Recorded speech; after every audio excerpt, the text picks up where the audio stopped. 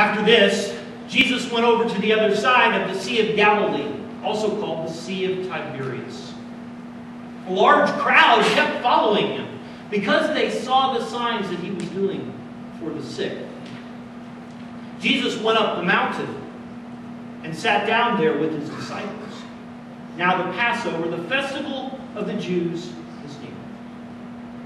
When he looked up and saw a large crowd coming toward him, he said to Philip, "Where are we to buy bread for these people to eat?" He said this to test him, for he himself knew what he was going to do. Philip said to him, 6 months' wages would not buy enough bread for each of them to get a little. One of them, Andrew, Simon Peter's brother, said to him, "There is a boy here who has 5 barley loaves and 2 fish. But what are these among so many people?" Jesus said, "Make the people sit down." Now there was a lot of grass in the place, so they sat down, about 5,000 in all. Then Jesus took the loaves, and when he had given thanks, he distributed to those who were seated. So also the fish, as much as they wanted. When they were satisfied, he said to his disciples, "Gather up the fragments that are left over so that nothing may be lost." So they gathered them up, and from the fragments of the 5 barley loaves, which the people had eaten, they gathered up 12 baskets.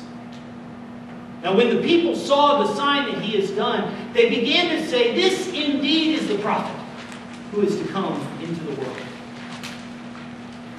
When Jesus saw that they were going to take him by force and make him king, he withdrew again to the mountain by himself.